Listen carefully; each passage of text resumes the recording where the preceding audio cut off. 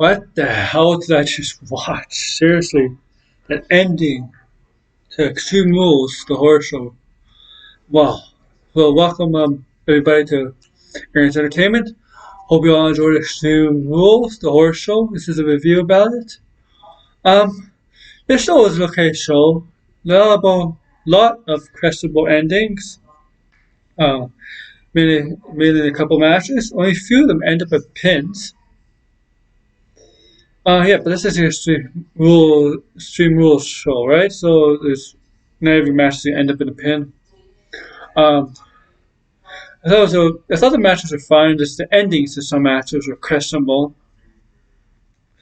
but overall, it's an okay show. So let's start from the beginning. So we have the tables match between Shinsuke Nakamura and Cesaro versus the New Day to open up the show. New Day are defending champions. Nakamura and Cesaro on SmackDown.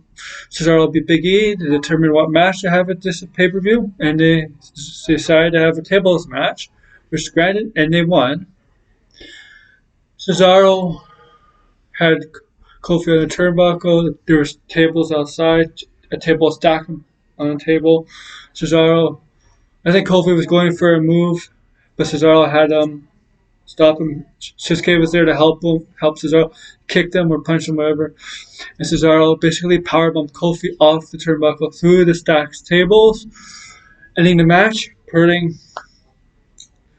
Kofi through the table, giving the titles a new tag team champions, SmackDown tag team champions, Cesaro and Shinsuke Nakamura. Let's see where we go from here, because the next pay-per-view is going to be SummerSlam, August 23rd.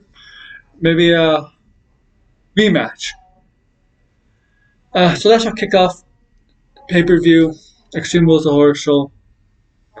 It's kind of a weird show. Okay, so the next match is the SmackDown Women's title match between Bayley and Nikki Cross. Now, I predicted Nikki Cross not to win here, so obviously I used Bayley to win, and I was right. Solid match. Nikki Cross, I think, did her finisher to Bayley outside the ring. I forgot what it's called, but it was a variation of her finisher. Bayley hit the belly-to-belly suplex, which is not her finisher anymore. The way this match was going on, Nikki Cross, the way how Bayley won, Nikki Cross is having Bayley pulling Bayley right. The ref was focused on Nikki Cross. Sasha snuck around, gave Bayley her boss brass knuckle thing. After a distraction, Sasha got a turnbuckle. The ref got distracted again. So Bayley got up, hit Nikki in the stomach with their boss brass knuckle. Gave her finisher, and Bayley retained the title by defeating Nikki Cross. So yeah, Nikki Cross lost. Bayley retained. We'll see where we go from there for Bayley for SummerSlam. The next match is the Eye for Eye match. Yeah, the Eye for Eye match between Seth Rollins and Rey Mysterio. Legitimately an Eye for Eye match, not revenge. It's legit Eye for Eye. Remember, like, Seth Rollins injured Rey Mysterio's eye the day after Money in the Bank. That's about 2 months ago. 2 months ago in the week. So yeah, I guess it makes sense. It didn't need to be a legit eye for an eye. It can be just revenge match, like an ODQ or something. But this match is very good. I know some people are like complaining, oh, this is not a good match. But this match is actually pretty good. There's a couple sunset bombs outside. Still, like, Seth Rollins had a good match. They used a bunch of weapons, like Seth Rollins brought pliers to the ring. He had this long sharp thing. Tried to use a Mysterio that could literally kill someone. Yeah, they're going for the eye. The point of the eye is to rip the eye out of somebody's socket, right? You're pulling socket. At the end, yeah, the way Seth Rollins won the match is the same way he injured Rey Mysterio's eye in the first place, by putting in steel steps. You saw the blood. You know it's a fake eye, obviously. You can see it a bit. But it was kind of disgusting. Seth Rollins was puking at the end. Right? He did not like what he saw. Makes sense, even though you could clearly tell it's a fake eye. They were not take out Real out of Mysterio's socket, obviously. So Seth Rollins needed this win because he's been on a losing streak on pay-per-views lately. And he really needed this win to get back in winning ways. This match makes him look more devious as a heel, which is good because he needed that. He needs that.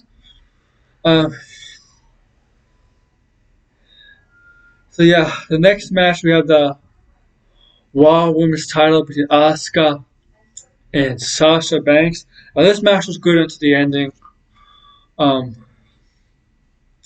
Sasha had Asuka had a bunch of submissions, looked very painful. Asuka had a lot in the middle of the match or some sloppy movements, a couple of pins that looked sloppy and a submission. Asuka tried to get a submission. She got it in, but it was a sloppy transition to that submission. It was weird. Fuck. German suplex to the or something like Sasha threw Asuka into the plexiglass. I forget what she did, but it was crazy. Oh yeah, and that Seth Rollins match, to go back to that, Seth Rollins did a Falcon Arrow onto the edge of the ring. Painful spot. Back to Sasha and Asuka match. Now this ending did not make sense at all. Bayley got in the ring, had the title, was gonna hit obviously Asuka up. The referee saw it. No, Sasha had the title. The referee saw it, and what happened was when the referee Sasha was distracted by the referee. Asuka was gonna go spit the green mist into the Sasha Banks. Once she turned around, Sasha Banks ducked, and the green mist got into the referee.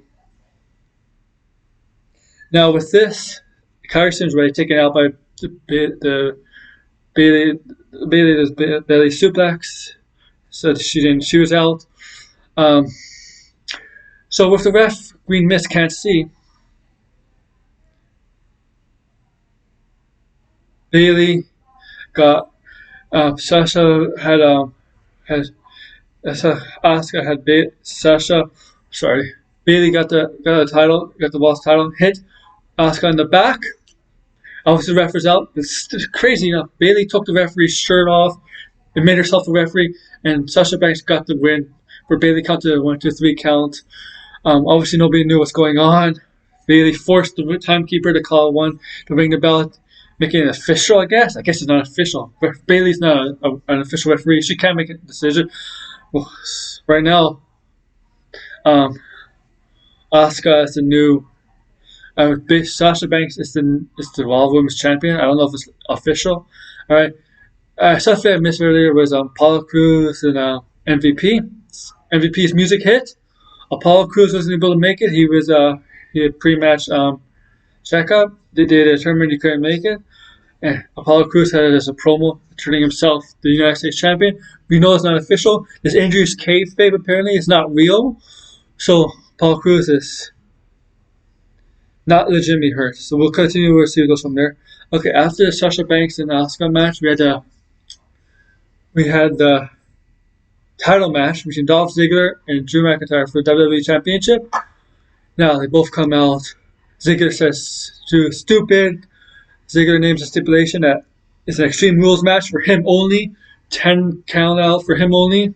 And disqualification based on Drew. If Drew gets disqualified. Anyway, Dolph Ziggler becomes champion. Very smart, Dolph Ziggler. Very smart. He has all the advantages. This match was a good match. Dolph Ziggler hit a couple famous serves. One off the announce table. He hit a bunch of chair shots to Drew. Drew catapulted Dolph Ziggler face into plexiglass. Drew was on the turnbuckle and Dolph Ziggler hit elbow drop off the. No, Drew was on the table. Dolph Ziggler got on the turnbuckle. Table was outside. Drew hit an elbow drop off that turnbuckle to Drew, crashing down the table, and Drew got back into the ring for the 9 count. Just barely made it, and Dolph Ziggler was barely losing it. He was starting to lose it. He did a couple transitional moves, famouser, another move. Couldn't get to 3 count. Zigzag in the famouser. He couldn't get to famouser, zigzag in another move. he couldn't get the 3 count. He was losing it over and over again. So he goes into turnbuckle. Drew was down. So Ziggler goes into turnbuckle, going for a sweet chin music. He does. As he's going for it, Drew quickly gets up, and Claymore kicks Dolph Ziggler, ending up making Drew retain the title, but being Dolph Ziggler. We'll see where Drew goes from here. I think this is a one-off match. I don't think they're going to have another match at SummerSlam. People think it's going to be Randy Orton. I think it's going to be Randy Orton. I hope it is Randy Orton. Randy Orton, Drew McIntyre, SummerSlam, perfect main event. Now, I'm surprised. I thought the Jeff Hardy versus Sheamus bar fight was going on today, but apparently not. Someone explained it to me why this match didn't happen. I thought it was tonight. Maybe it happened on SmackDown. Maybe they wanted to move to SmackDown for ratings. I don't know. Next, we got the main event, which is a cinematic match, which is a strong match between Braun Strowman and Braywyatt. The original Braywyatt from the debuted onto whatever. So Bray's sitting in a chair waiting for Braun Strowman's rival. Braun Strowman arrives. He's like, "I'm home," and Bray disappears. Braun gets mad. He hits, picks up the chair and smashes against a sign. And all of a sudden, a bunch of guys attack Braun. Braun takes him out. All of a sudden, Braun is hit in the back with a shovel. Goes down. He's all drowsy and stuff. Looks up. Sees the old version of himself. The one who was manipulated by Bray and the Wyatt family. And he's knocked out. All of a sudden, he's in the compound, chained up, right? And then Bray Wyatt walks in with his old theme music. Walks him to the ladder, sets it down, starts talking to Braun. I'm sorry. I know I'm in a rush. And all of a sudden, they go back to Braun, taking out the guys again. Bray, they battle out. There's a scene where you see Alexa Bliss, or an illusion of Alexa Bliss, all covered up in the dark. And you see clips of them when they're in the mixed tag team challenge, when a woman and a man are tag team, a woman wrestler and a male wrestler are tag team. She says, "I know you always wanted me." They play off that very well, and got a snuck attack from Bray. Braun, all of a sudden they're in the boat. Braun chokeslams Bray onto the boat. Seemingly looks like he's knocking him out. The boat goes away. Braun thinks it's done. All of a sudden, a boat comes back and Bray's back. Bray beats the heck out of Braun for most of the part. We get to near the ending. Braun was down and out. He gets up. Bray was laughing, has something in his hand. He was about to hit Braun, but Braun quickly kicks him in the swamp. And then you see Braun looks down like it's a horror movie, making sure your enemy is down. Always horror movie. You gotta make sure.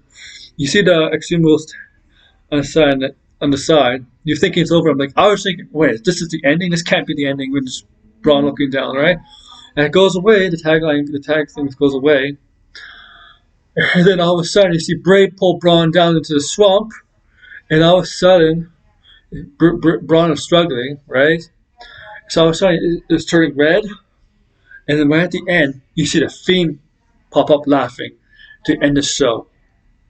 So I'm interested where this is going. It's obviously going to be the Fiend and Braun Strowman at SummerSlam.